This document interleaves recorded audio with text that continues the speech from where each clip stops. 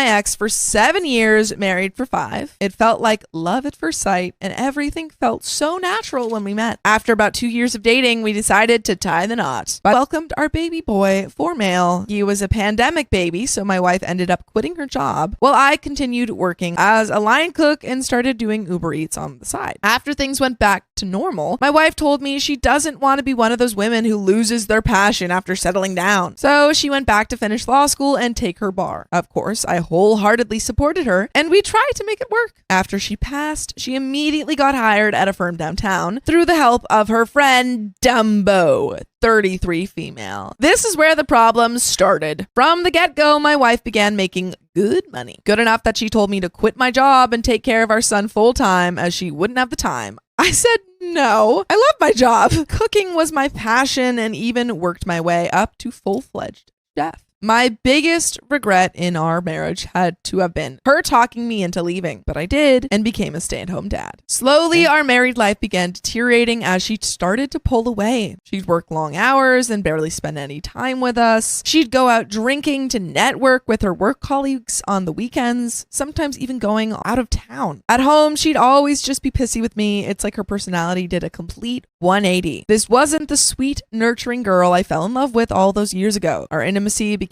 almost non-existent. After going through therapy, I can see now that I am to blame as well. I should have communicated better and shared how I felt. Luckily, the highlight through this was my son. Seeing him grow and being there for a lot of his firsts made everything feel like it'd be okay. One day, she finally came up to me and asked for a divorce. I wasn't surprised. I felt everything was eventually going to lead up to this, but I still didn't want to give up. I asked if she's sure about this or if she wants to make it work. I recommended couples counseling or temporary separation. She declined both those offers and told me she found someone else. Hearing this shattered me. Her changing and us growing apart, I can understand, but never once would I have thought that she would be the type to even entertain other men. She told me it's some partner at her firm. Haha, when did my life become a Korean rom-com? She told me that he invited her out a couple of times and showed her the life of luxury she deserves. We argued for a bit and she told me that he's twice the man as me. She called me feminine for being a stay-at-home dad while his wife was working hard and bringing home the money. And what about me working 2 jobs during the pandemic? To her, those weren't real jobs. I was a delivery driver and a cook. Wow. She told me this new guy is an alpha male who knows a woman's needs and how to take care of her. She bragged about how tall and muscular he is, how he's a real job, and took her on weekend getaways that she told me were work related. And here's the punter. He's such a man, he doesn't want to make things official until me and her are separated. I almost laughed at how delusional my ex had become. I asked her what about her son, and she said I can have him. What? He likes me better anyways. I think this hurt the most. I couldn't believe she said that about her own son, throwing him away like he's some object.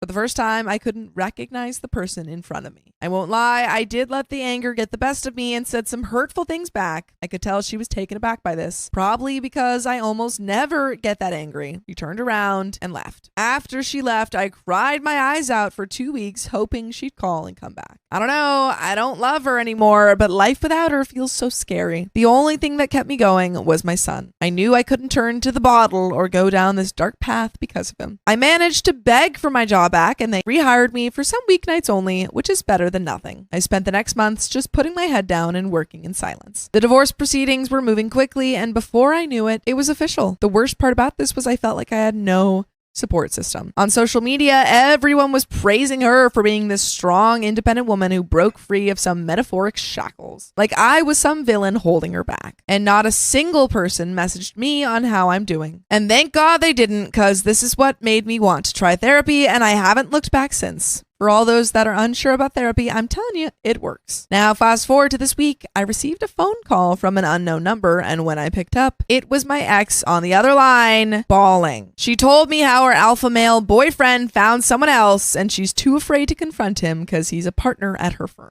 She finally explained her perspective and how everything led up to this point. Basically, my ex has admittedly always been really pretty and a social butterfly. After she had her son and the pandemic hit, she felt ugly and insecure, even if I told her she was pretty. So I guess when she got the job, she got the validation she wanted. Of course, Feeding into these delusions was Dumbo, who recently had divorced her husband and poisoned my ex's thoughts with how I'm a failure as a man. How my ex is way prettier than me and she deserves someone of her standards. Apparently, I'm a beta male who rolls over and is stopping her from being free. She said a lot more specific stuff too that I think I'll keep to myself here. But it was definitely an eye-opening conversation. I shouldn't have pushed my ex away to be vulnerable enough to listen to Dumbo. But still, after hearing all of this, I was really just disappointed more than anything that she would be stupid enough to throw everything away on some whim and peer pressure. My ex asked me if we could try again. She told me how much she misses me and how she took me and all I did for her for granted. For example, I always made her lunches in the morning, made sure she's up to date with her pills, and so on. She misses those little things. To telling her that I missed her too, and I know our son does for sure, but she did make every decision herself.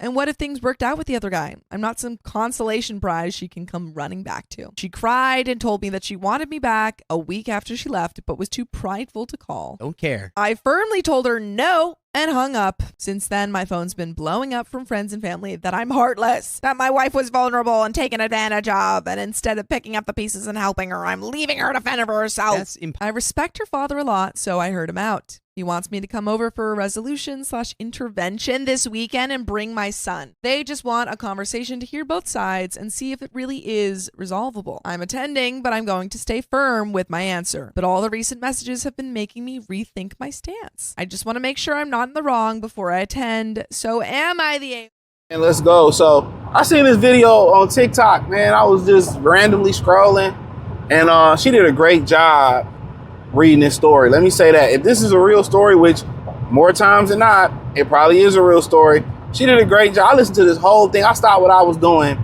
and listened to this whole exact story, right? So basically he had a girl, you know, he was an honest working dude, had a baby, the pandemic came and shit. And they had an honest working dude. I don't know what she did. She quit her job during the pandemic. He ended up getting her pregnant. You know, he let her quit her job. He paid all the bills as a line cook, did Uber on the side, did what a man supposed to do. You know, they were married and shit. He did what he's supposed to do as a man, held it down, allowed her to be a stay-at-home mom, take care of the kid. Apparently she wanted to go back to law school after she had the kid. End up saying at the end of the story that, you know, she had a kid and she felt ugly and, you know, she wanted to go find her own path. The one thing about it is a woman with low self-esteem mixed with you not being good enough for her and she feel like she can do better than you or have low self-esteem, bro, that's a poisonous mix, bro. That's like mixing bleach and ammonia, bro. That's deadly. It's a deadly mix, and I think people don't really understand that. And then also she had a friend in her ear telling her that who just got divorced, poisoning her mind and telling her you weren't good enough, right? And so she wanted to go back to law school. She got a law degree, started rolling with, you know, her people in law, met a guy at the firm, don't even know the white collar guys are animals. He just using you. Then really played you and did old boy a favor. The dude in the law firm did her husband a favor. He said, you know, I really want to fool you like that until you get divorced. So she immediately divorced her husband because the dude she was cheating with at the job and the partner, he was a partner, right? Told her to divorce her husband. And later in that story, when you listen to it, she said the day she told him she told her husband she wanted a divorce because the guy she was creeping with, the partner of her law firm, told her to. She said she regretted it. So basically, he should be thanking old buddy because he showed your bitch wasn't shit. And she knew she had messed up, and she told him to keep the child. She didn't want the baby. She was running off with old buddy, and he pulled the rug up under her. And she told him, well, I found out he was with another girl, and I was too scared to say something, and you know, I didn't, you know, I want to say nothing, and because you had already left your husband. And she had a friend in her ear who was going through a divorce, who was telling you wasn't good enough. You know, he tried to steal, he went to therapy. He tried to fight, you know, he tried to really fight with her, you know, to still make it work. And he seen the play. He already knew what old buddy was on. Us as men, we can see what women can't, and the women can a lot of times see what we can't.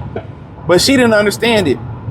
But her having low self-esteem and her not really loving you and thinking she can do better than you and you being the safe guy. And I'm gonna put another clip in there towards the end where another woman was talking about the same thing, where she was 21 and she dealt with the guy for survival, and she really didn't really care for the guy until she got 23. And then, you know, when things got dang, when he probably finally peeped, she wasn't shit. And then she was like, no, the sex wasn't great. I just needed. These women are poor, bro. A lot of these women use these guys as placeholders because they're financially poor. She probably like, well, I'm probably white and I gotta get married soon. So she married a guy that treated her right, who went out his way, made her a stay-at-home mom, hustled as a line cook, and eventually probably gonna be a chef.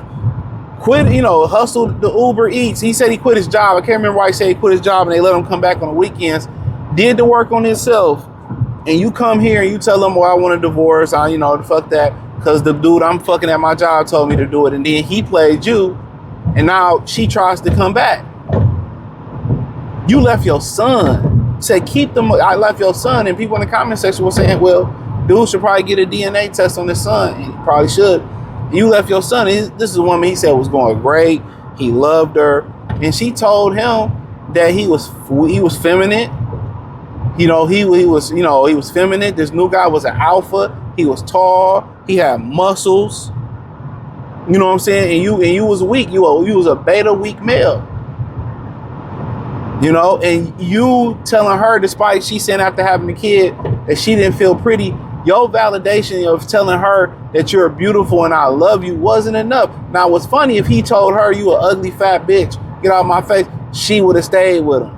That's just how crazy women is. Once you degrade a woman and you tear a woman down in these situations, she gonna stay with you. If he beat her ass, she would have stayed with him. If he would have inflicted fear and beat her ass, right? She would have stayed with him. She would have never looked at the lawyer way again. If he would have checked the bitch like that, or he was that type of dude to check her and she respected him, she wouldn't even ever cheat with him. But he nice. He supported her going to law school, paid all the bills. And the minute she got on, she left him. She left him. He was saying that the work trip she was going on, she was creeping and cheating with old buddy. So the crazy thing he said was the family turned on him. Everybody, even when the divorce was going, everybody turned on him. Everybody said that old buddy was the problem. They were saying he was the problem. Everybody turned on him, even though they probably knew he did all this and they knew what type of trifling bitch the bitch was. They turned on him. Nobody supported him. Typical men. This is why men don't mind being alone. The male lonely epidemic. It doesn't matter. We always feel alone, right? Short of you having a dog or an animal, you always feel alone, right? They still blamed him and she left her child with him and then and cheated, and they still blamed him. Then he said she called him from a secret number to double back, to spin the block. And he was like, you know, he stood on his power. He said, no. Then she got the family. Now all of a sudden the family blowing him up because she wants to come back after the divorce is finalized. And she called them on the private number and told him what happened and said she wanted to be back and she missed him he made her lunch and did all the little things and she missed that shit. And he was like, nah, fuck that. I went to therapy and nah, we ain't doing that. I'm good on that. We ain't doing that. I mean, and the family reached out. They wanted to do an intervention and now he's the bad guy over again. All the trauma they putting this dude through. He the bad guy again. I was the bad guy because I got cheated on. She left her kid. I'm the bad guy because I don't want to get back with her. And he said the only reason he was doing an intervention is because her father and him were cool. So he heard him out and said he's not going back. They always want you to accept. They always want you to accept what they will never accept. Nobody supports you. I've been in a similar situation to this. They vilify you. Nobody believe what you got to say. And then when you go and do your own thing, you put your head down and you start working and you start to become successful and you start coming up because the bitch was holding you back because she was evil the whole time. Everybody, oh, you think you better than us, or you don't talk to nobody no more, or you feel distant. Of course you did. Y'all took a bitch, especially your side of the family, your people, took the bitch side and still let the bitch hang around y'all family, and they took somebody who ain't even a blood side over your son, over your grandson, over your brother, over your nephew, over your close friend, bruh, you wouldn't give a hell if they all disappeared on some Thanos shit the next day. That is one of the experience he went through. I went through a similar experience. That will prepare you for everything in life, but death. Damn near preparing for that. That's just a cold world. When you see, when you a man, there is no right, there is no wrong. The person that you with, they could be a family member, a chick you done dated. When it's dealing with a woman, you're always going to be wrong. You can do it right. This is why some guys don't get married. This is why some guys get married or get a chick and they just do whatever they want to do regardless, because the inevitable with most women that you're dealing with, especially when we don't know how to choose them, is just going to be a failure. And no matter if the bitch didn't hold up her end of the bargain and you held up her end and your end, that's ultimately going to be blamed on you. When they come to him, they're going to ask him, hey, think about the children. Think about the children. They're going to tell him or give him, fuck that. I've been taking care of my son, working hard. Hell no. Y'all didn't tell her to think about her children. I wouldn't even have showed up. And this is why you see a lot of dudes, they go get an apartment, get a condo, get a little single family house, and you never see and hear from them again, because the amount of misandry that it is in this world, when it come to sympathizing, when it come from saying a man is right, you ain't never right. You always wrong. So this is why guys don't go to the internet. This is why guys don't speak their side of the story. There's no reason to. Because whatever you say, it don't matter. You like, yeah, I did all of this. Well, you shouldn't have did all of that. You should have made her do it. You programmed to do it. Or, I did this, that, you did what you supposed to do. And it's like, damn, once you figure that out, bro, once you figure out that you playing the game in this world, that you cannot win, bro. This is why some guys, they dog these women out and they don't be chivalrous to this woman. And it's an easy test. Once you show a woman chivalry and you look out, a woman gonna shit test you in a lot of different ways. Most women just want to test drive the dick, test drive the dick and get the feeling of a new relationship. Once the new feeling of the new dating phase is over with, they're gone, bro. They can always come back, because most dudes is weak. They can always come back and get some dick. Once that feeling, they just serial daters. They are serial daters where they just date for the feeling of the new relationship. And you be thinking like, damn, what's wrong with me? This, that. That's how you can tell. If you chilling with a chick and y'all kicking it and you start like, looking out and treating her well and all that type of stuff. And, eventually it's going to be about 60 days, close to 90 days or something like that. And you start to see her like get distant or start, it usually happen, all of us start tripping or her start changing or she start pulling. Most women, right, so I guarantee you, 60 to 90 day mark, you will see changes, but a woman that really fuck with you like that, for real, you will see her try to reciprocate that.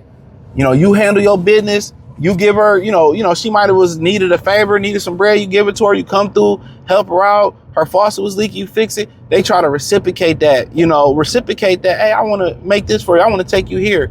Or, yeah, I like you to do this. I'm telling you that women that like you, they reciprocate that shit, or they want to show, I don't even want to say it's reciprocate, but they want to show their appreciation. But the more you do stuff for women in the beginning and they're not appreciative for what you do, or they start to pull back on you or go cold and you be like, babe, what's wrong? You tripping on what I do? That's the right then and there. Her attitude is everything. The attitude when women is new in relationships is always cool. But once you start going and they start getting entitled or their attitude start changing, you ain't did nothing. I'm telling you, the more you show that you a solid individual and she starts to pull away, you know, just naturally, you know, she ain't the one. But the more you show that you a solid individual, and she she appreciate that and reciprocate that, and she comes towards you and she wants to continue to be with you and do things with you, then you know what it is. Most people that's in a healthy relationship, bro, you know, they enjoy doing things together. And there was a clip in there, and I'm gonna put these clips at the end, some of these other clips at the end, because we talking me into these clips that I had. I'm probably still gonna do a short. And one of the major things that I really noticed, was that she said that she hated dealing with her friend that always wanted to bring her significant other with her, whether it was her boyfriend, girl, whether she was on the Backdooria side. She said she didn't like that. You got to bring him. One thing about it, when two people enjoy their company, they love doing everything together. It's gonna be a time where he want to go with the fellas, or he want to do something on his own, or she want to go with the girls. But when you have a woman that wants to do everything with you, and you have a guy that loves to do everything with you, people know what that healthy. You don't hear a lot about these relationships, these healthy relationships, because they're too busy living the healthy relationship. They're not talking about it. 9 times out of 10, if you see a healthy relationship online, it's probably not healthy. Or if it is healthy, more of the time, they're just giving an example of their healthy relationship to the world. Like somebody asked them to come on the podcast. But a lot of times you see couples come on the podcast, especially older couples, it's a male humiliation ritual. She's humiliating the man. I'm telling you not, oh, I cheated on her, or he cheated on me and I cheated on her and she did. I'm telling you that, bro. I'm telling you that. But in general, when you hear shit like this type of story, bro, the signs are always in the beginning, bro. And guess what? When the signs in the beginning, they in the meat and potatoes of it too, bro. I promise you. The attitude, you know, if they lazy in the beginning, the attitude, her attitude is always going to be where you stand with a woman. You don't even really think about her schedule or something. Like, just think about her attitude. A lot of these women get an attitude with you. They get an attitude with you for no reason. You're like, damn, you know, what I do for you to get an attitude with me? It ain't nothing that you did. She's just sick and tired of your ass. Now, a dude attitude may be due to, hey, bro, I'm money a little funny. I'm stressed out at work. Because we already know, you know, it's gonna be on you regardless at the end of the day.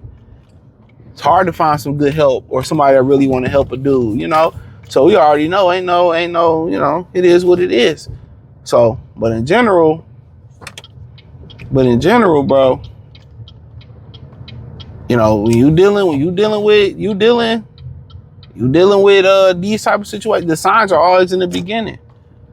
And no matter how right you are as a man, I tell this to everybody, no matter how right you are as a man, no matter how right you are, my G, real talk, no matter how right you are, you know, you always wrong when it comes to these women. You always could have did something better. I'm telling you, bro, been there, done that. But hey, thumbs up the video, share the real, subscribe channel, hit the link in the description. Peace. You said the sex wasn't great. Oh yeah, that was not the reason you kept going back. Absolutely not. Why did you keep going back? Were they paying bills? Were they offering a roof? It felt safer because we live in a day and age where it's hard to come across people who check all your boxes. So, like on the baseline, you know, having a good job, being educated, you know, you have money coming into where I know that you'd be a good provider and things of that nature. So all of those boxes are checked, and it was like, as a 21-year-old as well, it was hard for me to think that I was going to find that anywhere else. So I was stuck in the loop of like, well, he does all of this so I can settle. I'll be stable for the rest of my life. I'll be okay. But as soon as I hit 23 is when I started to realize that there was more that I wanted that he wasn't able to provide. So I was making excuses for him for all that time, and it was just like, yeah, this I do need this. It will come up later. You know, I can ignore it now, but later on I will regret staying with him just because it felt safe. And then when it started to not feel safe is when I like drew the line for sure. I am so happy you didn't waste the rest of your 20s with that man. I couldn't do that.